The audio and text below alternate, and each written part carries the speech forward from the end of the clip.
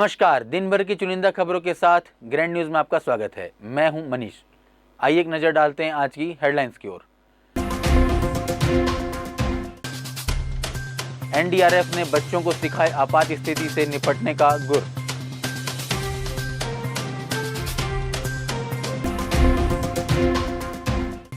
नक्सल विरोधी अभियान हेतु सुरक्षात्मक मानकों का पालन करने हेतु बीडीएस टीम के द्वारा आईईडी को नष्टीकरण की कार्रवाई किया। संजय गांधी वार्ड वासियों का जल संकट हुआ दूर, खिले चेहरे, जनप्रतिनिधि, प्रशासन व मीडिया का माना आभार।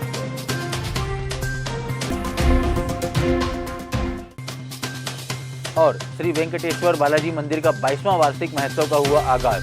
पहले दिन निकाली गई भव्य शोभा यात्रा।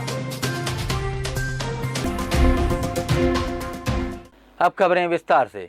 पुलिस अधीक्षक पुष्कर शर्मा के नेतृत्व में जिला नारायणपुर में नक्सल विरोधी अभियान संचालित किया जा रहा है। इसी कड़ी में थाना धनोरा क्षेत्र अंतर्गत जिला पुलिस बल एवं आईटीबीपी 29वीं वाहिनी की संयुक्त टीम नक्सल विरोधी अभियान हेतु थाना कैंप धनोरा से रवाना हुई थी। इस दौरान अभियानी ग्राम टेकानार में पुलिस जवानों एवं आम जनता को नुकसान पहुंचाने की नीयत से आईईडी लगाए जाने की जानकारी मिली, जिस पर पुलिस अधीक्षक पुष्कर शर्मा के मार्गदर्शन में बम डिस्पोजल स्क्वाड की टीम टेकानार एवं आसपास के क्षेत्रों में एरिया सैनिटाइजेशन एवं डिमाइनिंग की कार्रवाई की गई, जिस दौरान टेकानार में एक नग पाइप बम बरामद किया, जिसे सुरक्षात्मक मानकों का पालन करते हुए बीडीएस टीम के द्वारा आईईडी को नष्टीकरण की कार्रवाई किया गया। उक्त आईईडी नक्सलियों के द्वारा आम जनता और पुलिस बलों को नुकसान पहुंचाने की नीयत से लगाया गया था। मामले में थाना धनोरा में नेलनार एरिया कमेटी के माओवादियों के विरुद्ध धारा 4 व 5 विस्फोटक पदार्थ अधिनियम के अंतर्गत अपराध पंजीकृत कर अनुसंधान में लिया गया है। जिला बल की और आईटीबीपी की संयुक्त टीम नक्सल विरोधी अभियान में थाना धनोरा से निकली थी। इसी दौरान हमें सूचना मिली कि ग्राम टेकनार के पास नक्सलियों ने पुलिस को और आम नागरिकों को जान माल की हानि पहुंचाने के लिए इस नियत से कोई आईडी लगाया हुआ है, जिसकी सूचना मिलने पर हमने तत्काल बीडीएस टीम को रवाना किया और उस पूरे एरिया की अच्छे से सैनिटाइजेशन डिमाइनिंग कराया, जिसमें हमें एक पाइप बम बरामद हुआ है जिसका 4 फीट लंबाई है और 10 किलो वजन है। इसको हमने सुरक्षा मानकों के अनुसार इसको अच्छे से हमने नष्ट करवाया बीडीएस टीम और आईटीबीपी की टीम के द्वारा। और इसके बाद हमने थाना धनोरा में ही विस्फोटक अधिनियम के धारा 4 और 5 में एफआईआर दर्ज किया है, जिसमें नेलनार एरिया कमेटी के माओवादियों के खिलाफ एफआईआर दर्ज है। और इस पूरी प्रोसेस में आईटीबीपी की और जिला बल की महत्वपूर्ण भूमिका। जगदलपुर के Bhagat Singh higher secondary school में आज एनडीआरएफ के टीम के द्वारा आपदा प्रबंधन पर बच्चों एवं शिक्षकों को जानकारी दी गई। आपदा प्रबंधक विषय पर विशेष कार्यशाला का आयोजन किया गया। इसमें बच्चों को आपदा के समय निपटने की जानकारी दी गई। विद्यार्थियों को कहा कि आपदाओं से निपटने का महत्वपूर्ण तरीका जागरूक बनकर जानकारी प्राप्त करना है, सावधान रहना है, आपदा के समय भगदड़ का हिस्सा नहीं बनना चाहिए। कार्यशाला का नेतृत्व एनडीआरएफ के सब इंस्पेक्टर ने किया। एनडीआरएफ की टीम ने बच्चों को आपात स्थिति में निकलने के लिए सुरक्षात्मक उपाय बताए। कक्षा 1 से लेकर 12वीं तक के विद्यार्थी इस कार्यशाला में शामिल हुए। इस दौरान छात्रों को भावनात्मक और सुरक्षात्मक पहलुओं के बारे में भी जागरूक किया गया। इसके अलावा उन्होंने विद्यार्थियों और अध्यापकों को सीआरपीएफ की प्रक्रिया के बारे में विस्तृत जानकारी दी। कार्यक्रम के दौरान सब इंस्पेक्टर पंकज खुलबे ने विद्यार्थियों और शिक्षकों को भी बताया कि हड्डी टूटने पर कौन सी सावधानियां बरतनी चाहिए, बाढ़ आने पर लोगों को पानी में डूबने से कैसे बचाया जाए और बाढ़ आने पर कौन कौन सी चीज़ सावधानियां बरतनी चाहिए। उन्होंने बताया कि प्लास्टिक के डिब्बे, थर्माकोल, पानी की बोतलों से भी जुगाड़ लाइफ जैकेट्स बनाए जा सकते हैं। उन्होंने बच्चों को जागरूक किया कि बिजली गिरने पर छाता नहीं खोलना चाहिए और मोबाइल का इस्तेमाल नहीं करना चाहिए। इस दौरान अध्यापकों और छात्रों को आग से बचाव के भी उपाय बताए गए। उन्होंने बताया कि यदि आग लग जाए तो भागना और दौड़ना नहीं चाहिए, बल्कि एचडीआर तरीकों को अपनाकर रुकना, लेटना और लुढ़कते हुए सुरक्षित स्थान पर पहुंचना चाहिए। इस मौके पर बच्चों को जानकारी देने में मुख्य रूप से मौजूद थे सब इंस्पेक्टर पंकज खुलबे और सब इंस्पेक्टर धनंजय कुमार। 3री बटालियन एनडीआरएफ मंडली कटक उड़ीसा के टीम के द्वारा स्कूली बच्चों को जानकारी दी गई। मुख्य अध्यापिका, शिक्षक शिक्षिकाएं एवं छात्र छात्राएं भी मौजूद थे। आज आपदा प्रबंधन की टीम दिल्ली से आई और बेहतर बचाव के तरीके बताए। स्कूलों में लगातार ऐसी दुर्घटनाएं होती हैं जिनसे बच्चों को प्राथमिक उपचार से कैसे निपटें और उसको अस्पताल में मरीज को पहुंचाएं जिससे उसका जीवन बचे, ये बेहतर प्रबंधन बताया गया।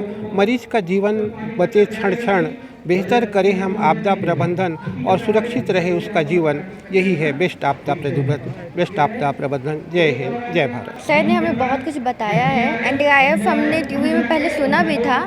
वो हमारे जो मुसीबत के समय में हमारी रक्षा करती है, हमारे लिए बहुत कुछ करती है, हमें हॉस्पिटल पहुंचाती है और भी कई सारी चीज़ें करती है। लेकिन सर यहाँ जब आए तो हमें और ज़्यादा अच्छे से बताए कि कैसे कैसे हमें जब परिस्थितियाँ आती है तो उससे डरना नहीं चाहिए। जो वहाँ पे पीड़ित लोग रहते हैं उन्हें डराना नहीं चाहिए, उन्हें जबकि ये बोलना चाहिए कि आप ठीक हो, आपको जल्द से जल्द हॉस्पिटल ले जाया जाएगा, आपको कुछ नहीं हुआ है। इन स्कूल में हमारा प्रोग्राम है, यह एक प्रकार से अवेयरनेस प्रोग्राम है जिसमें हम बच्चों को बताते हैं कि कैसे हम फ्लड की स्थिति से निपटें, कैसे हम साइक्लोन की स्थिति से निपटें, क्या क्या हम तैयारी करें।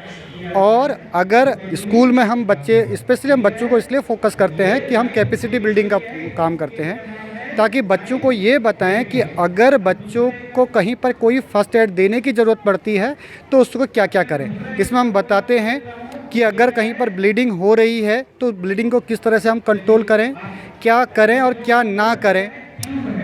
बहुत बार ऐसा होता है कि जो हमारी पारंपरिक तरीके हैं उन तरीक़ों में हम जो किसी व्यक्ति को जो चोट लगती है उसको सहयोग करना तो चाहते हैं, लेकिन सही तरीका पता न होने के कारण हम क्या करते हैं कि उसको नुकसान करा बैठते हैं। जो इंजरी है, इंजरी सीवर हो जाती है। इसलिए हम बच्चों को बता रहे हैं यहाँ पर कि अगर बोन में इंजरी हो तो हम क्या करें, फ्रैक्चर हो तो क्या करें। जगदलपुर के Bhagat Singh higher secondary school में शिक्षक शिक्षिकाओं का लगातार 4 दिवसीय प्रशिक्षण शिविर। Bhagat Singh higher secondary school में संकुल स्तरीय शिक्षक शिक्षिकाओं का प्रशिक्षण शिविर का आयोजन किया जा रहा है। इस प्रशिक्षण में 6 स्कूलों ने भाग लिया है। भगत सिंह, कलचा, आसना, केवरा मुंडा, हाटगोड़ा और बोधघाट स्कूलों के शिक्षकों का प्रशिक्षण शिविर में भाग लिए हैं। यह प्रशिक्षण निपुण भारत FLN के तहत 30 जनवरी से 2 फरवरी तक चलेगी। छत्तीसगढ़ में अभी शिक्षा का स्तर प्राइमरी स्तर में घट गया है, जिसे अच्छे स्तर में लाने हेतु यह 4 दिवसीय प्रशिक्षण शिक्षकों को दिया जा रहा है। इस प्रशिक्षण के पश्चात जो बच्चे ठीक से पढ़ाई लिखाई नहीं कर सकते उनको अच्छा शिक्षा ग्रहण कराना है और छत्तीसगढ़ को शिक्षा के स्तर पर आगे बढ़ाना है। यह शिक्षा मिशन 2020 से 2026 तक निरंतर चलता रहेगा और शिक्षा का स्तर बढ़ता जाएगा। किसी भी स्कूल में आप जाएंगे, 5th के बच्चे, 6th के बच्चे क्या है पढ़ नहीं पाते हैं। मतलब सारे बच्चे तो नहीं बोलूँगी, कुछ बच्चे पढ़ नहीं पाते हैं, है ना। तो बहुत सारे टीचर्स अभी मतलब टीचर्स और परिस्थिति भी बोल सकते हैं कि कोरोना को हम देते हैं दोष। तो क्या है, हमको तो अपने बच्चों को लाना ही है अपने स्कूल को आगे, तो उनको तो हमको प्राथमिक उपचार देना ही है ना। तो जो एक मिशन प्रेरणा करके एक चल रहा था 2022 तक अपना लक्ष्य था, तो उसमें उसी लक्ष्य को का एडवांस वर्जन है ये जो निपुण भारत और FLN चल रहा है ना। उसी के अंतर्गत एक ट्रेनिंग है जिसके अंतर्गत हम बच्चों को प्राथमिक उपचार देंगे। FLN आने का कारण क्या है, इस सब बातों पे हम चर्चा करेंगे और हमारे टीचर्स को FLN के बारे में पूर्ण जानकारी देंगे। कुल मिला के FLN आया, इसका उद्देश्य यह है कि हमारे बच्चों का सर्वांगीण विकास। निपुण सर्वे रिपोर्ट के आधार पर हमारा छत्तीसगढ़ शिक्षा के क्षेत्र में थोड़ा पीछे हो गया था। उस लक्ष्य की पूर्ति करने के लिए हम इस FLN कार्यक्रम को आगे बढ़ा रहे हैं। बस्तर जिला के प्रसिद्ध बालाजी मंदिर का आज 22वां वार्षिक महोत्सव के अवसर पर भव्य शोभा यात्रा निकाली गई। इस भव्य शोभा यात्रा में हजारों की तादाद में कलश यात्रा इस शोभा यात्रा का शोभा बढ़ाते दिखे। इस शोभा यात्रा का स्वागत में पूरा शहर हुजूम जुटा रहा। इस शोभा यात्रा को हर चौक चौराहों पर भव्य स्वागत किया गया।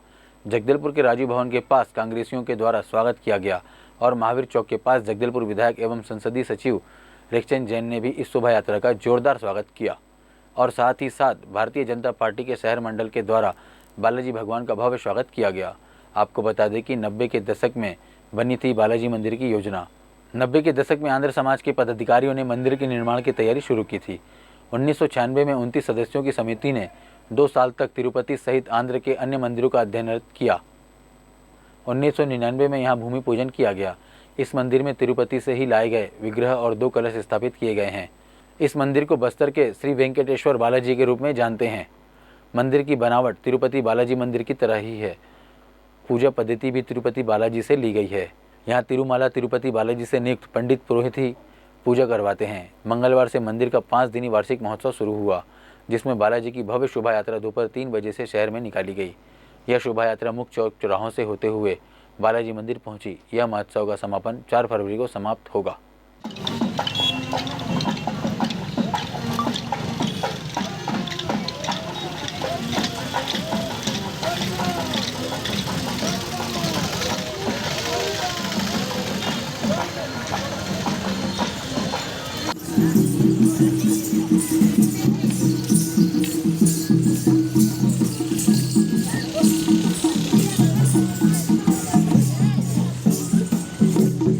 जगदलपुर नगर के संजय गांधी वार्ड वासी लगभग 200 परिवार पिछले 1 माह से भीषण जल संकट से जूझ रहे थे।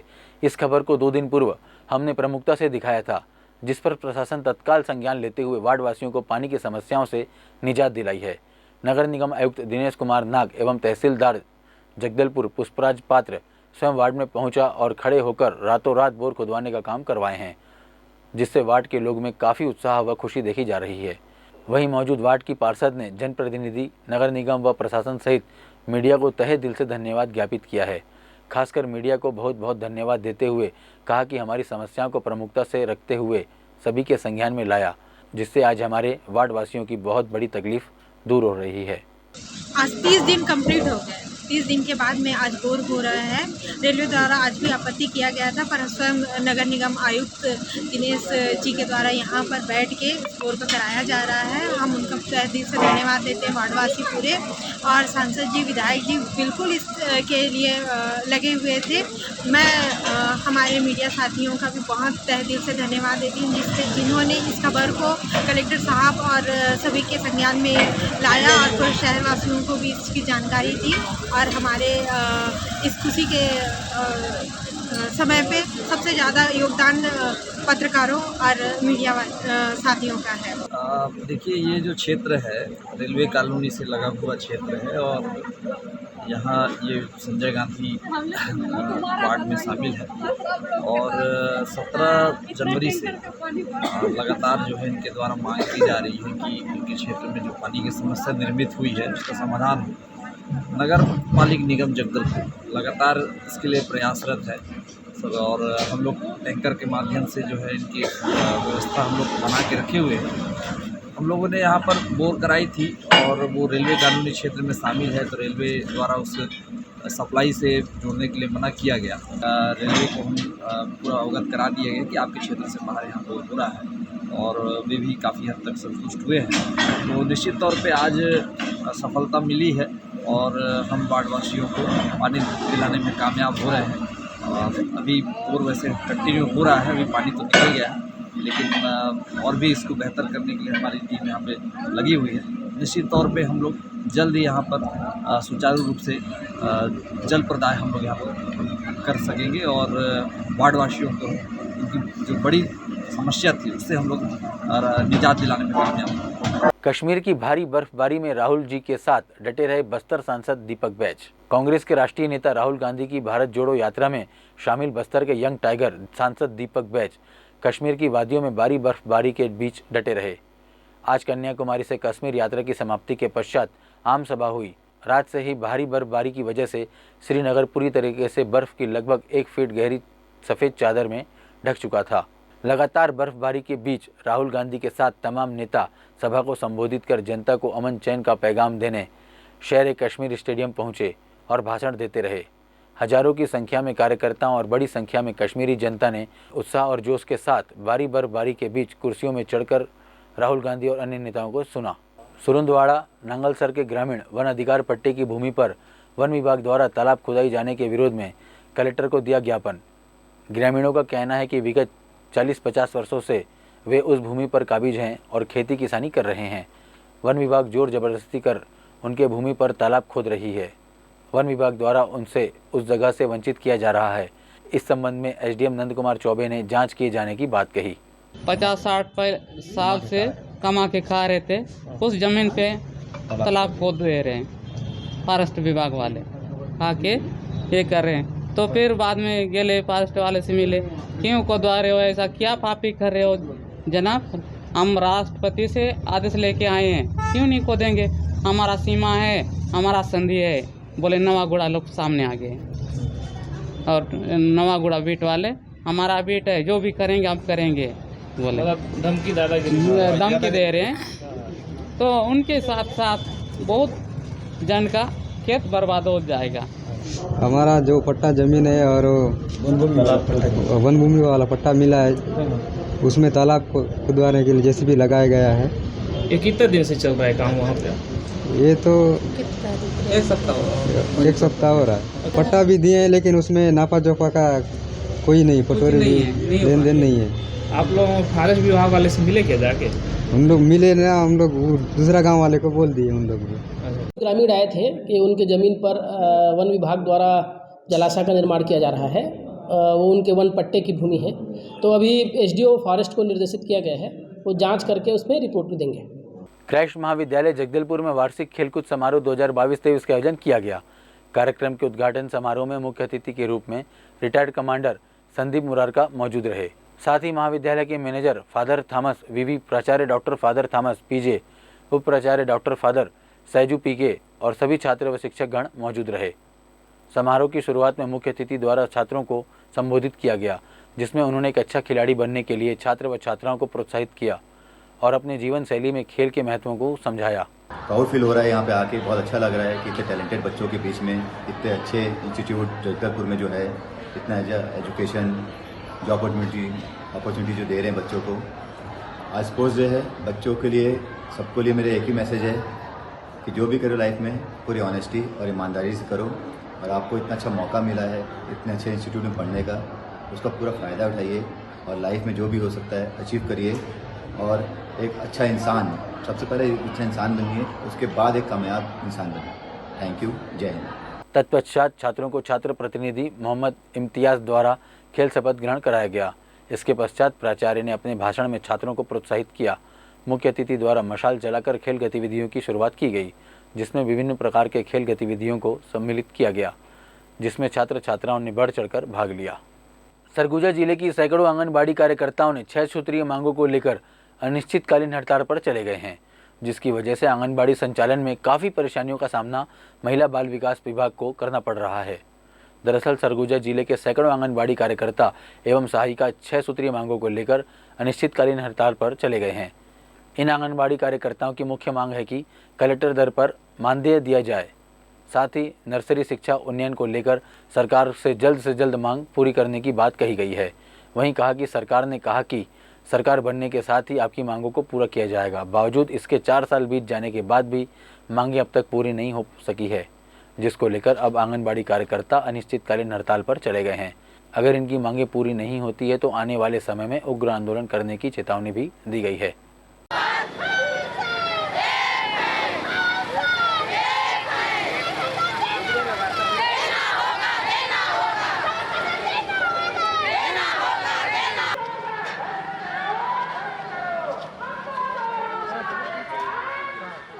ठीक है सर,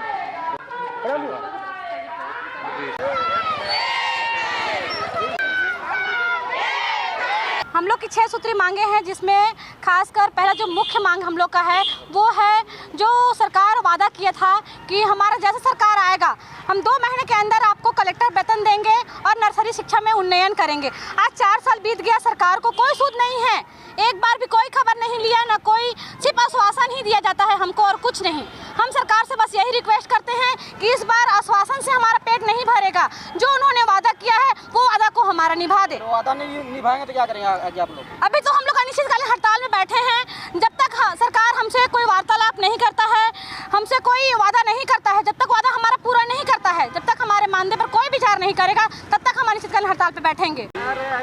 सरगुजा जिले के आंगनबाड़ी कार्यकर्ता संघ के द्वारा जो है आज जो है ज्ञापन सौंपा गया है।